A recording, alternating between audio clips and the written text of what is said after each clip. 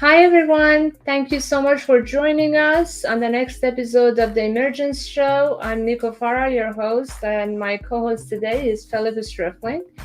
I'm a creative technologist. I have been building retail tech solutions with Philip for the past 4 or 5 years, and we are very much focused on using emerging technologies to empower brands to connect with their audience and create better experiences.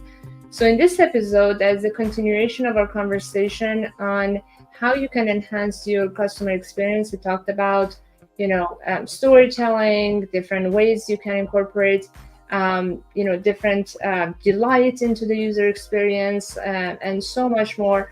Now we're going to kind of have an overview about different technologies that you can incorporate and how these technologies can be helpful for enhancing the user experience. And because our past businesses have been mostly around fashion, we have a lot of fashion use cases to talk about, and fashion industry has been pretty great at adopting these emerging technologies and immersive experiences. So we have great examples to show you and talk about.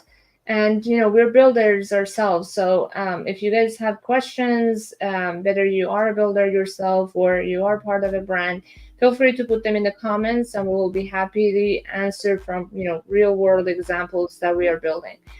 And so the technologies that we're going to talk about is anywhere from AI, AR, VR, metaverse, to gaming and crypto. And so, in general, as you are establishing your brand and you are looking to, or you already established a brand and you're kind of establishing this new division of incorporating emerging technologies, it's very important to like start small and take one step at a time, see the results, see the kind of the outcome, and then enhance and iterate from there based on the feedback that you get. And so some of the examples that we will be sharing will show you that a lot of these brands are not jumping into like going all in. They start with like one activation at a time. And the other big takeaway that we're going to talk about is partnerships. It hasn't been, especially in the fashion space, like traditionally that wasn't very common. Everything was very silo. But we see a lot of partnerships thanks to the ethos of Web3 and the overall like collaborations that have come along are very successful. And the other part is about transparency. We hear that a lot of times, even though the intentions might be good, the outcomes can be questionable from the consumers because the communication hasn't been there in terms of like really what's happening, like why are we using AI models, why are we using certain technologies. So it's very important to be transparent and communicative as you're using and adopting these technologies. And you want to make sure also that you are considering different perspectives that you would in a normal product, like whether it's accessibility, scalability, and all of those things, and inclusion. Now with these emerging technologies, you have more options and less barriers to actually be more inclusive and create more accessible solutions. And then, overall, focusing on the long run and, kind of like the long-term plan is more important than like, kind of going with the buzz and building up the hype and following the trend. Unfortunately, that has been one of the common challenges that we see in the industries, that every big brand wants to just follow the trend and not necessarily following up on that innovation afterwards. So hopefully what we will discuss today will help you to better understand these points. And we're going to talk about like different ones. So our favorite is obviously metaverse.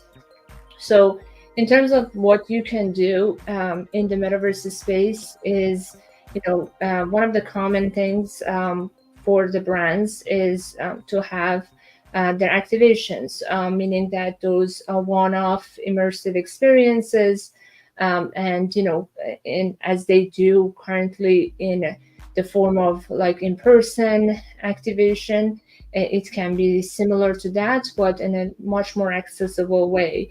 They can provide access to a lot of people and scale it. I was seeing an ad that Blackpink band is now partnering with Meta Horizon, and they're doing their concert in Horizon, and they were advertising that you can put on a headset and be in the first row of this concert that is usually hard to get in. And so, this type of experiences that now are possible, you can be so close to your favorite performer or brand, and at the comfort of your home. So that's the power of these metaverse technologies and VR.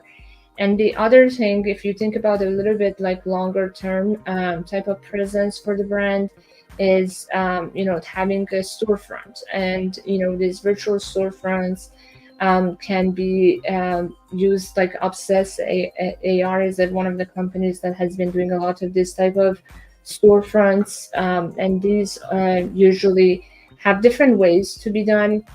The way Obsess is doing it is mostly like static images that have been scanned from a real store, like a physical store, or created and designed virtually. But basically what you do is that there are certain points in the environment. I can see if I can show you an example. But there are certain points in the environment that you can click and go to.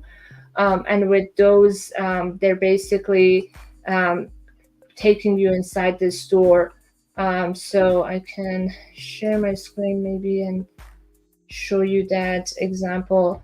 But with the overall idea is that you feel like you're in the store even if you're physically not there. And there are different ways to do it. You can create them like from a scan of a physical store, or you can create it completely from scratch. So this is Obsess's website. So this is kind of I think it's a Barbie that they created, 3D CGI virtual experiences. Yes.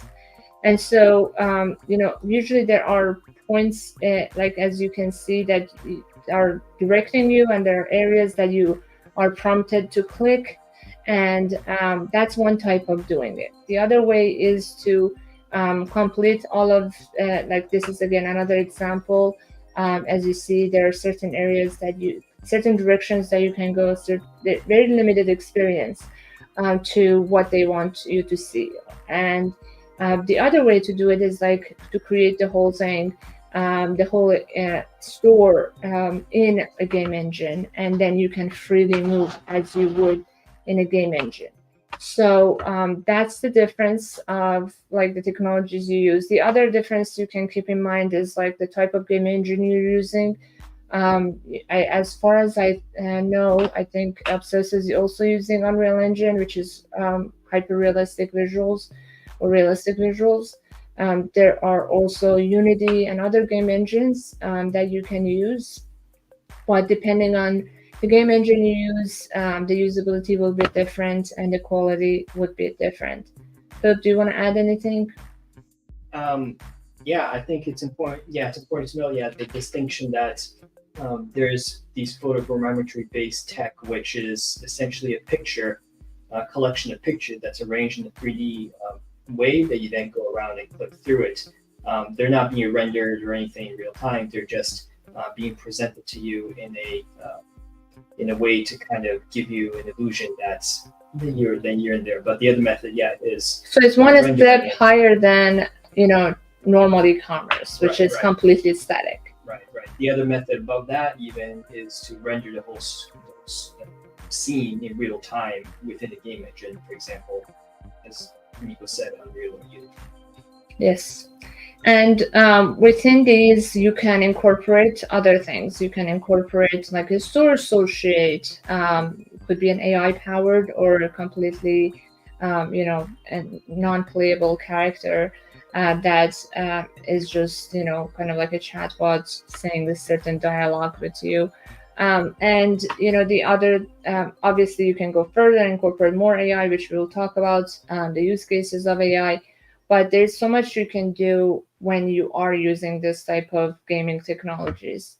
And the appeal that it has for the audience is that they get the feeling of being in the store, and they kind of have this high-end experience of being pampered, being taken care of, and even having a store associate, maybe even personalized to them, and all of this to be able to like create the best experience. So we are a big fan of this immersive experiences, and I highly recommend, if you have a brand, to consider that. And also, in terms of like those one-off activations, there are a lot more things you can do in the metaverse that you wouldn't necessarily be able to do in the physical space. Like we mostly, when I go to this one-off activations, they're very limited. Like either there's the music, or there's ice cream, like certain things to just engage more of your senses, because as we talked about in other episodes, they want to create memorable experiences. So they're engaging your senses, they're telling a story, or gamifying, but it's limited to the physics of the physical world. So in the metaverse, you really don't have those limitations, and you can make the customers fly or do very interesting activities that they wouldn't be able to do in the real life. And your imagination is the only limitation. So I highly recommend thinking and using your creativity to use this type of technologies. And I know these are not straightforward marketing that we're used to, but I think that's the exciting part about these technologies, that really opens door to creativity of marketers, creators of a brand, to really go big and make a difference. Another great technology is AR, obviously, augmented reality. We have seen all sorts of that, from virtual try-ons being the most commonly used way of incorporating AR. We have seen with Sephora. If you have ever been to Sephora, there are technologies like you can try on the lipstick, or even on their website, or even Amazon, I've seen incorporating this, like a lipstick or eyeliner you want to buy. You can roughly get an idea of how it looks. The color matching technology is not fully there yet, and especially like every screen has a different color set. So it's not really to the point that we want it to be, but it kind of gives you the feeling. Especially we worked on the fashion side a lot with the virtual try-on. There has been a lot of progress. When we first worked on it about 3-4 years ago, it was still not as great. Like when you are trying to position the item on the person's image, it wouldn't necessarily form to the body in a way that an actual fabric would do. It was more formed like based on like an image, and so it wasn't realistic from anyone who is deep in fashion. It could give you a feeling of the look that you're gonna get, but it wouldn't necessarily give you much feeling about the fit. And so obviously look and fit are both important, but the goal was to, or is to, reduce returns and give more confidence to the user, to the customer on their purchases. And so I think the progresses that have been made in the AR technology, and this also, it's a combination of AR, virtual try-on, and also computer vision, which is machine learning AI, because there are two ways to do it, like DressX and many others are overlaying the image of the clothing over your video or static image. The other way that we were doing is more about completely fitting the garment to your body, and give you more of a realistic feeling. And for either one, you want to have really good image with really good lighting. And so that puts in a little bit of a burden on the user or customer to go in and take a specific image with, and then upload that to your website, or take an image in front of a kiosk at your store. But these are kind of against what people are used to during the shopping process. So that adds a barrier. And that barrier has been a challenge over the years. The technology is in progress, and it's not that perfect, but the barrier of taking picture has been more of a challenge. And there needed to be more incentive for the user to do this. And so the kiosks in the malls have been a bit more successful, because there would be some more motivation and incentive for the person to do it while they're already there. But you can say, like, why wouldn't they just try on the real clothes where they're already there? Um, they could be avoiding lines, they could be avoiding like certain, like, health concerns. But overall, hopefully with, we talk about gaming in a bit. With gaming and avatars, there would be more reason for people to want to take pictures of themselves and not be worried about the lack of convenience, the inconvenience, or the overall also privacy issues that some people might be concerned. So overall, this is a work in progress, and it's a very powerful technology to help with reducing returns and increasing the confidence in e-commerce purchases, or even in-store purchases. But the challenge of getting the user to take the right picture has been a challenge. And the other technology is, like beyond fashion. We have seen a lot in furniture industry. Like IKEA has been very successful with showing you how a furniture piece will look in your house. And I've seen Amazon incorporating that as well. Overall AR, and then like even again with fashion, sneakers having the option to show on your feet how they look. These are really great progress, and again, to give you the feeling of really trying it on in a store without actually going to the store. So again, AR has been around for quite some time, but this level of accuracy and convenience and adoption among brands hasn't been to the point that it is right now. And it's very powerful and very important type of technology to incorporate. And one other example of using AR in relation to like activation and marketing is the type of scavenger hunts, or gaming activities that you can design for physical interactions you want to have with your users. I remember Nike. I think Nike Run Club had a campaign about like certain areas. I think it was in New York City, where when you would run, you would see certain things along the way with your phone. You can scan. The challenge of like geographically limited AR is like you have to scan a certain region, and so it's not as scalable per se. But if they're doing a campaign and it's a very kind of popular area, it makes sense to do it. And so that's another use case. And then there are those CGI, you can say they are also AR, that you have probably seen a lot of campaigns that like a lipstick car moving around, or like a tower looking like a shampoo. And none of those are real, but they are generated with AI, AR type of technologies that are so good and so real that many customers like comment on Instagram or TikTok wondering if these are really real, or they go to that location and they're like, where is it? I don't see it. So it's very interesting how far we have come with these technologies. Philip, do you have anything to add?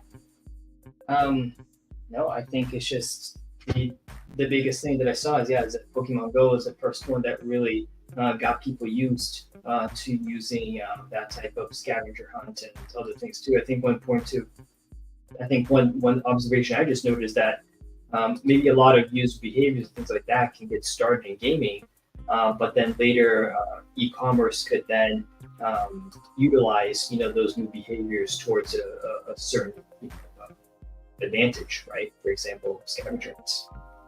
Yes, yes. And another, type of use case that we can think about, like this overall, like gaming and gamification aspects. You know, we want to incentivize our customers and users and audience to do certain things. Especially that's the main point of loyalty programs. So by incorporating like gamification and the concept of gamification and using these technologies, we're going to have more of kind of follow up on actions that we're suggesting to our users. Traditionally, being in social media, we would tell them like a call to action in a post, and there would be no way to follow up or really get feedback. And so now with these AR technologies, VR, and other things, you can actually get more input, get more data on how they're using it, how they feel about the experience, how much engagement you're getting that is real. And so all of these are very powerful, and data is everything for brands, whether they're going to customize their marketing or product or anything else. So these are very valuable solutions in that regard.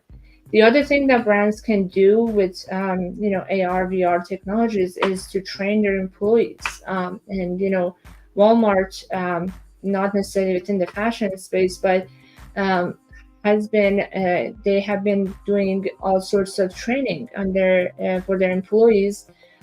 When I was at the Augmented World Expo, and I talked to their head of kind of emerging tech, and they said over 1 million employees at a time a few months ago was trained, have been trained by VR.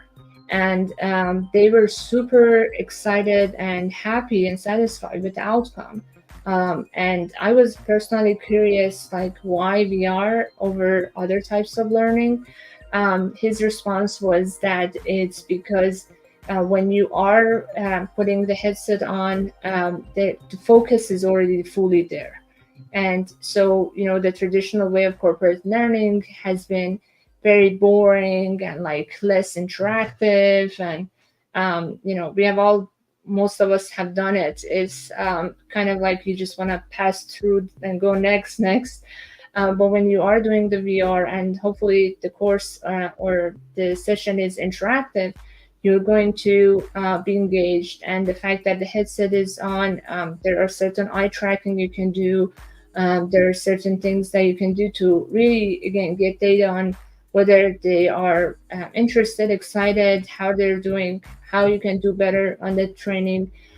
So yeah, overall, there's a huge potential, and already we see a lot of use cases of using these technologies and even gamification for training your employees, which is a big part of the customer experience, because without informed employees and informed and supportive type of team, you're not going to have as great of an experience for your customers in a store or online. And the other technology that is super popular these days is obviously AI. And AI is nothing new. We have been talking about AGI, artificial general intelligence, which is the ultimate level, at least at this point. And we talked about how it impacts, how it can potentially impact different sides of a brand. So I highly recommend our audience to go and watch that episode if you haven't. But basically, AI previously was used a lot for forecasting, for kind of predictions of the trend based on the past data, because a lot of things these are cyclical. And they were also used for recommendations. There is almost no e-commerce store these days that, on the big brand side, that doesn't use AR recommendation. They're pretty good at kind of putting together an algorithm that, based on your past purchases and your current engagement, can recommend you other products, which will, simplify the user experience, and you, as a user, you will be able to find what you want faster. And so with that in the past, now we have the generative AI and AGI hopefully coming soon, and all of these concept of chat GPT and conversational AI, to different like text to image generation and text to video generation and all sorts of things that, especially in the fashion industry, we have seen a lot of it, which I will share some examples. But basically, there are so many use cases newly introduced with AI that you can incorporate in your brands, and they're not that complicated, and we have already seen great success on that front. In the generative AI specifically, McKinsey has done a prediction that over the next 3 to 5 years, it will add up to $270 billion to the apparel, fashion, and luxury sectors. And they already have seen an estimated market value of $42.6 billion by the end of 2023, just with this generative AI. So that's really interesting, and that shows how much opportunity exists. And especially in the fashion industry, because it's a competitive space and so almost saturated, brands want to stand out beyond the traditional way of doing it, because a lot of styles, a lot of fabrics, they have already been used. So previously it was more about storytelling, but now with AI you can do more storytelling. You can do more interesting more interesting storytelling campaigns.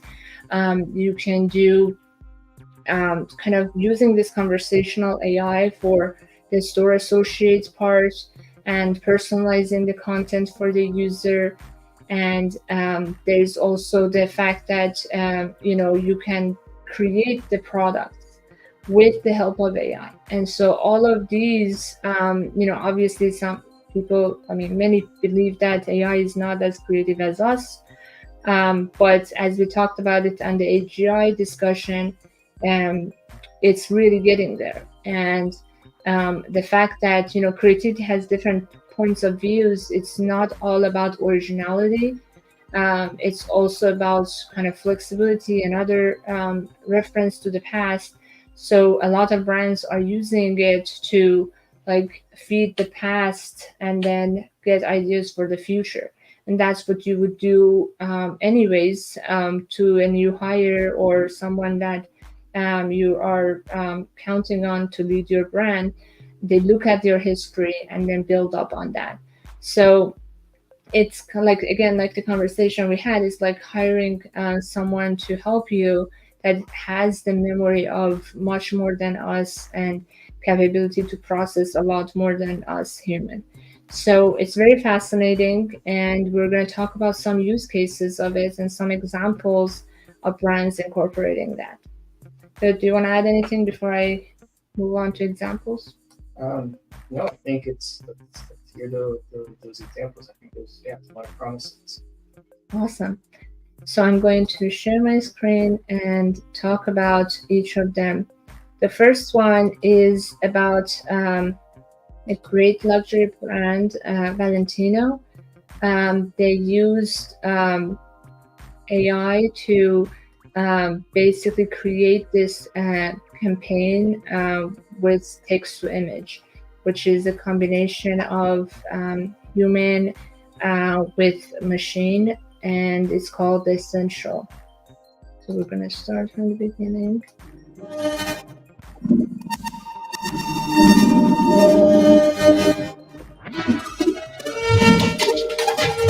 What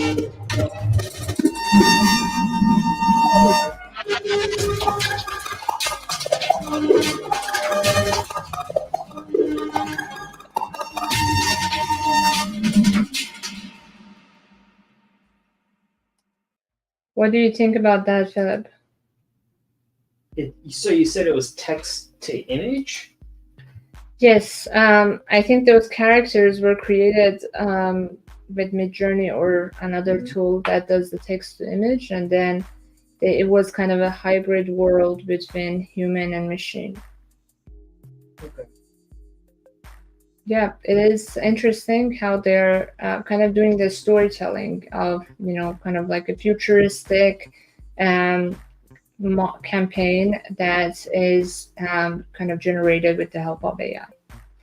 Another example of that is with Moncler, a great company that creates beautiful down jackets. So I'm going to share my screen and talk about that. So Moncler partnered with Maison Meta, which is a company an agency that helps. Actually, let me change that. This is not the one. But Maison Meta is basically helping a lot of fashion brands on the AI world, or I think they call themselves an AI agency. And so basically, what they're doing is creating these down jacket designs. And I'm going to show you. So they're very beautiful, futuristic, and they were designed to kind of be as part of the London Fashion. I think it was around the time of the London Fashion Week that Moncler had, and a lot of these puffer jackets was worn by Pharrell Williams and others. So really cool designs, as you can see. And again, text to image. They didn't specify if it's Midjourney or not, but it might be because of the quality. But yeah, really amazing designs. And brands use this for inspiration sometimes. Sometimes is actually going to be created in real life. And these seem to be not too hard to create, in my opinion. What do you think, Philip? I think, yeah, the important thing to note is that it's AI itself may not necessarily be creative, but AI plus you can significantly increase your capacity to create and maybe come up with things that you wouldn't necessarily be able to before without a certain skill set, right? If you didn't know photography or drawing, maybe it would have been hard for you to conceive and communicate some of these ideas you had. But I think at the same time, it's important to still be trained or have more than just a surface level understanding of some of these arts or disciplines. So at least you have a critical eye to know in what direction that creativity is taking you, right? Yeah, so a lot of these brands or agencies, they used to do campaigns that would take months to prepare or create and so much money to be spent. But now with the power of the AI, they're basically accelerating the process. They need a lot less resources, and not necessarily they have to make this physically.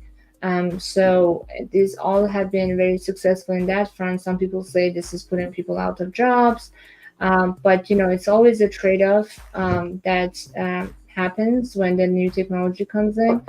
And so, this has been a way to also accelerate the creation process. A lot of creative people have ideas, but communicating that has been a challenge. So now with the help of this text to image or text to video, they're able to communicate their ideas much faster and better quality to the rest of the team that is going to help bring that to life.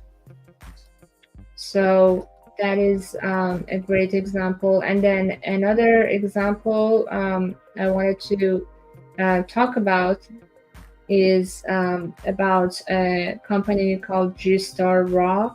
I personally haven't heard of them before, but they are in the denim market, and they have done a beautiful collection, which I will show you. Um,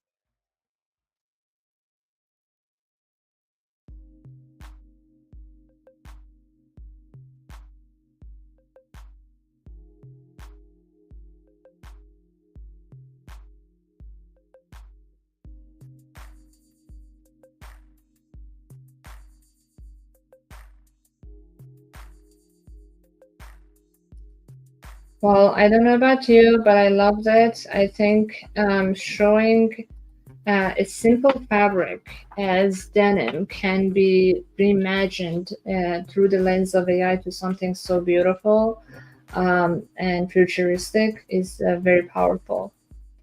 And as they showed the process, it was collaborating with Midjourney to design the ideas and then creating it in their atelier. So it's a great brand in Amsterdam that did this. The next example is Levi's. We're all familiar with Levi's. What they did, I wouldn't say is very innovative, but they basically used generative AI models instead of real models for their e-commerce store. And that's really not new because we have seen that happening maybe quietly in other brands. They have been augmenting when they were using virtual try-ons. One of the easier way of doing virtual try-on is to try on the clothing on an existing set of images of models or some AI generated models. So again, there's controversies around this. That there are controversies around people thinking that models are going to be out of jobs, and this is also kind of like giving an unrealistic expectation of human body and especially women's body when you are using AI instead of human. Even though real models are also not a great example of human body. And on the positive side, we can think about it that they can be more inclusive. But then again, there's a whole controversy about why not getting this inclusive models, let's say oversized, or I don't like the word oversized, but higher sizes, and plus size is even not a good word. Other sizes, more inclusive sizes, and diversities of ages, genders, and body types. These all need to be incorporated into the campaigns that brands do, especially these days that the consumers are more conscious. The challenge is that the overall fashion industry hasn't been supportive of these, and so there are not as many trained models that are ready to go for these campaigns, or agencies that represent the models are limited to the scope of the traditional white skinny models. And so there's a lot of work to be done, and it is challenging if AI can do it, and so there would be no need nor demand to go and hire more inclusive talents. So anyways, this is a challenging one, this is a controversial one, but it has been part of the problem of the industry. Another example is the company Caring, which is behind many amazing brands like Gucci, Bottega Veneta, Alexander McQueen, Balenciaga, and beyond. What they did is a little bit different. They used ChatGPT, and they created this personal shopper called Madeline that talks to you and answers the question on their platform, KNXT platform, or Next, I think they pronounce it as. And in that Next platform, you can access all brands that Kering has, and this conversational chatbot that is hopefully better than the previous chatbot. I mean, chatbots are not new in e-commerce. They have been, again, for some time. And I think what ChatGPT is doing is that adding a little bit of more, like, hopefully emotional intelligence to it, and making it more conversational. And that's what Kering has been doing on that front. And then Gucci, one of the subsidiaries of Kering, has been one of the very most innovative brands in terms of incorporating immersive technologies, immersive experiences, emerging tech, and especially like Web3 and crypto. And they did a partnership with Christie's, and let me show that one. So as we know, Christie's has been a big auction house for all sorts of great luxury products, arts, and they started a marketplace that is called Christie's 3.0. We have talked about it in our show before.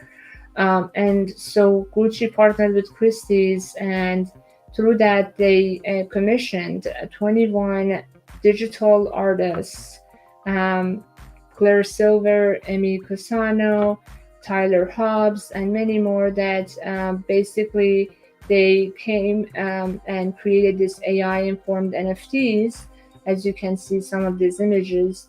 And these were priced anywhere between $1,800 to $417,000. And in this bear market of crypto, these are pretty impressive to be sold. And it was such a positive outcome, and got them a lot of support and from the customers and PR, that they did a second iteration of this partnership, working with 9 other digital artists last month. So really interesting collaboration. Again, Gucci has been at the forefront of adopting Web3 specifically, and metaverse. They have done a lot of activation, which we have talked about, and it's really beautiful to see they're empowering their creators. We had the Fashion DAO, and we are a supporter of digital fashion designers and up and coming designers, and this is really great to hear that these big brands are partnering, collaborating, and democratizing these industries. What do you think, Philip? Yeah, amazing. I think it's an there's still a lot of use cases and things like this for NFTs, especially in terms of commissioning or giving opportunities to artists or different art types, right? Not certain traditional arts, but emerging digital arts. So yeah, really like this. Awesome. And then Prada, they have a fragrance division that did all sorts of fragrance ranges powered by AI, which I don't know if it was the formula or what exactly, but that's very interesting. And then they did their inaugural collection of makeup products, including an AI-derived shade of foundations. So that's interesting. Foundations in makeup and beauty, I have worked in that space before. It has always been a challenge. Again, the topic of inclusivity has been a challenge because traditionally everything was designed for white audience. And when we had a more diverse creators, like Rihanna, then we started seeing a broader range of foundation shades and all sorts of inclusivity. And it's interesting to see now they are collaborating with AI to create the shades of foundation. So I'm curious how that has been really helping them. I want to read more about that. If any of our audience has more information, I would love to hear it. It's very interesting. Like, is it better to kind of work with real people and figure out the right shades for majority, or is it better to use AI to come up with that, or is it the combination of both that they have done? So I suspect it's probably a combination of both, where they're using AI to gather and analyze data that would then feed into the product design, and even using the fragrance. Literature I've come across generative AI being used for creating biomolecules and other things like this. So it doesn't surprise me that maybe some of that research is starting to finally reach out to impact other industries, if not so obvious. nice. And another company that did something innovative was in the area of doing the runway shows. Runway shows again have been kind of the same way over and over again. And this company, Gani, if I'm pronouncing it correctly, they did an AI-powered runway show at the Copenhagen show of Spring Summer collection, and we're gonna take a look and see how beautiful that was. And I will tell the story of that. Basically, what happened was they want to promote a kinder, more thoughtful version of AI. And that's why they worked with an AI artist to create this, idea of talking trees. So we're gonna see that in a second. Share my screen and show you guys that. So here.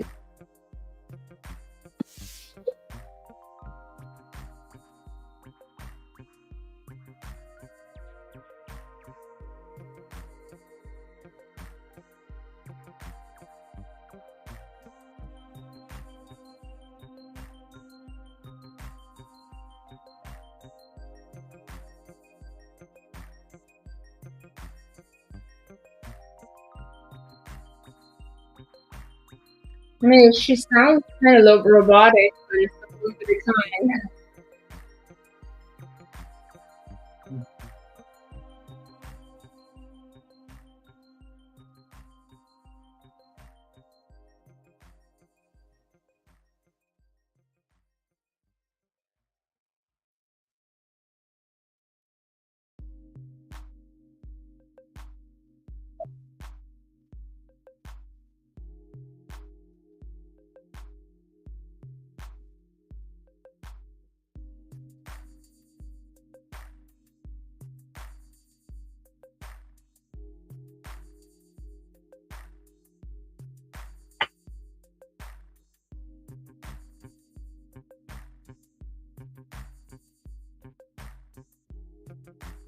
Well, so that was interesting. Typically they would just play music and models would be walking down the runway.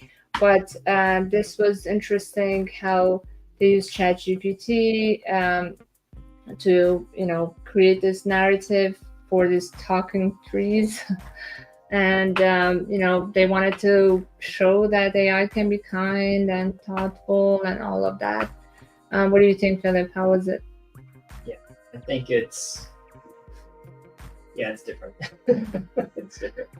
Well, so that was one way of doing fashion shows. Another company, Colina Strada, they did New York Fashion Week. That was a little bit different. They used it more for the designs, not so much to the actual runway. So we're gonna take a watch on that front, Colina Strada, and how they did the New York Fashion Week. Let me share my screen again. So here you go.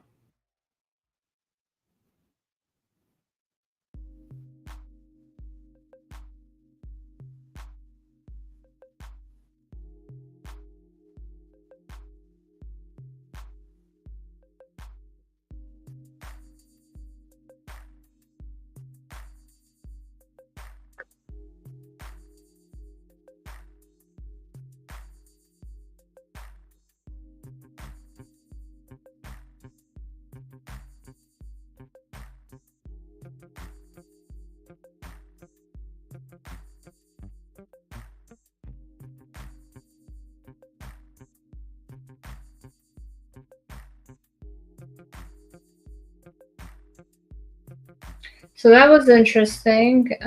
Thanks for this review. But this is basically another way that we talked about earlier.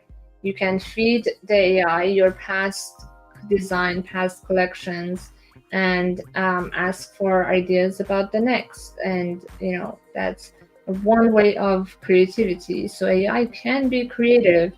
It just has its own way of creativity.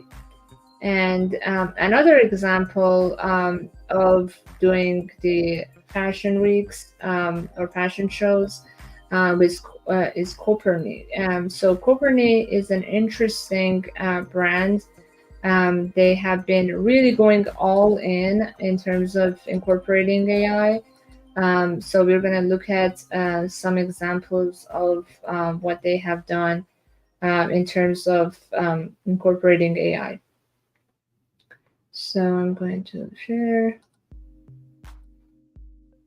And they created quite a lot of buzz. So this is the fall winter collection video.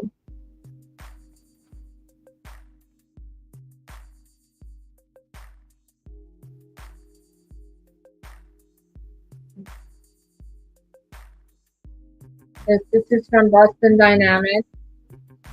Yeah.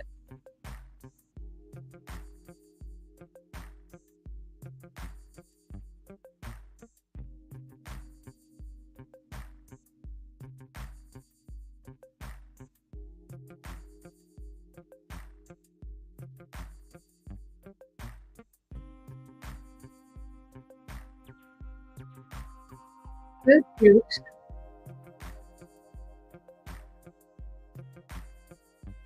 You may wonder where the fashion is. No, so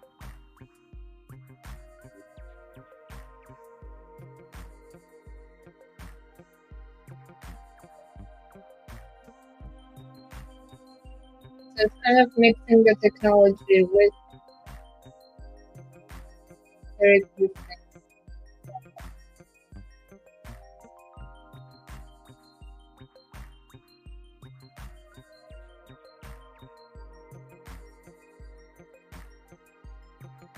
So this example shows us like you can be really creative. You don't necessarily have to like just design with AI. You can be bringing any type of element into your work to tell the story. And that's why we talked about storytelling and bringing delight to your question.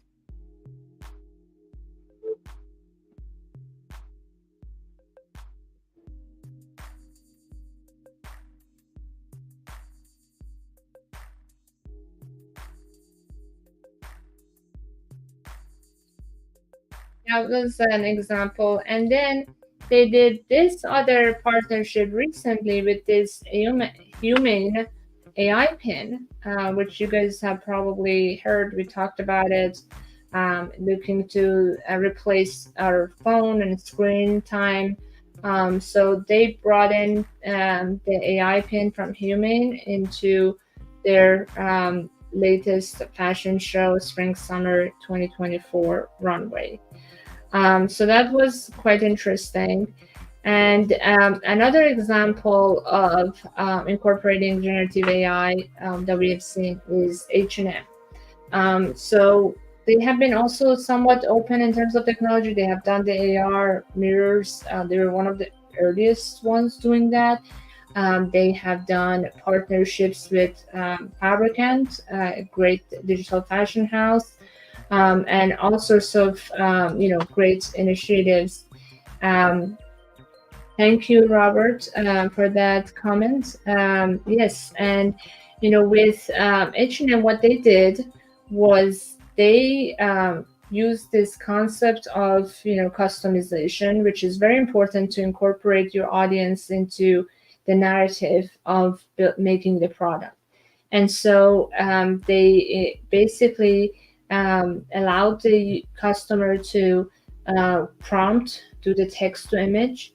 I'm not sure if it's using, actually, I think they're using a Stable Diffusion. So with using the Stable Diffusion, which is open source, they're basically allowing the customers to design the image on a hoodie or t-shirt, and then be able to on demand like print out that fabric. That's an interesting one. There are other companies that are doing type of B2B on demand design of t-shirts and other garments. Like Cornet is a great company on that front. But this element of now using generative AI to create the image is innovative. And I tried to look for um, their link to actually try it. I couldn't find it. I think it's more on it's called in the Creator Studio. So it's probably something they will be launching, or they have launched it in beta or something. But another example of customization is also Nike. If you go to their websites, you can do the customization. They're not using really AI, but there are certain sneakers they allow you to customize the colors. So there are, I think we talked about it last week. So there are ways to incorporate your audience into the narrative and give them more reasons and incentives to shop from you, and bring in their taste into the narrative, and personalize their experience. And AI can be another way to empower. And we believe everyone can be a creator. Everybody is creative in their own ways. So this could allow people to express themselves and create what they want to see. What do you think, Phil? Yeah, I think that's the ultimate goal here, is to give us new ways of expressing ourselves. Right? Mm-hmm. And then another example was partnership of Adidas with Moncler, and they did a campaign, The Art of Explorers. And with that, we talked about Moncler, being a great, down jacket company, and they're now focused on with this AI generated characters, and creating a mixed media type of feeling with that. And so there are different ways that you can incorporate these, AI to create characters, to create your design, to create your story. All of those are different use cases.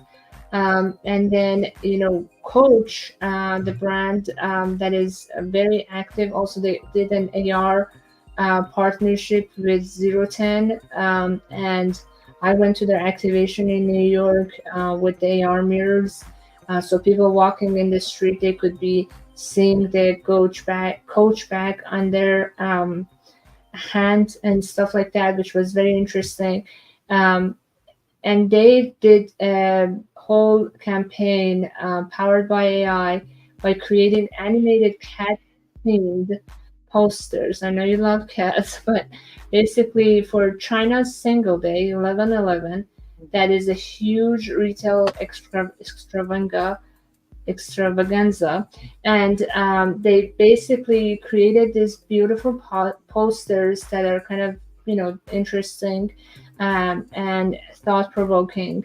And then other brands kind of followed the suit, and they basically, like Valentino, Ralph Lauren, Canada Goose, and others, they also started creating this type of campaign. So very interesting that you can also use for this type of use cases. Also, Revolve did something like that for first AI generated billboard campaign for their anniversary, 20th anniversary. Let me see if I can share that. That was an example of an interesting one. And Revolve has also been kind of exploring this space, and so this is their kind of billboard campaign that they had, AI generated one. And then they did a partnership, which we talked about in another episode, with for AI Fashion Week. So with, again, Maison Mera, they partnered, and they had the winners of the AI Fashion Week competition to create this physical pieces of their designs, of their selected design. And this physical pieces were sold on the e-commerce website of Revolve, and there are great processes that took to get to this. Usually it's not easy to turn a generative AI designed to real world, so they had to make a lot of consideration, and not all of these creators were fashion designers.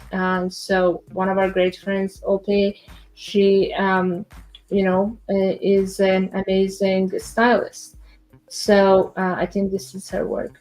And they had to work with the team of Revolve, with their designers, to actually turn this to a real world example. And so again, these are all great examples of how brands incorporated. Your imagination is the only limitation, and there's so much more that could be done. There's so much more. There's so many more use cases that we haven't talked about that you guys can create. And we are here for collaboration. If you guys want to collaborate, please reach out. And we know a lot of great designers in the fashion now that are great with digital or physical fashion. And these are opportunities to stand out. So sooner than later, one brand is going to stand out in a specific area, and we see like there already have been a lot of great work. So yeah, this was an overview of these technologies, and we will continue this conversation. We're trying to look at how brands can really use technologies and ideas to enhance the customer experience. And we appreciate all of you following along. Happy holidays to everyone, and we'll be back next week on Tuesday at 2 p.m. AC again, and we'll continue our conversations. Thank you. Thank you. Bye.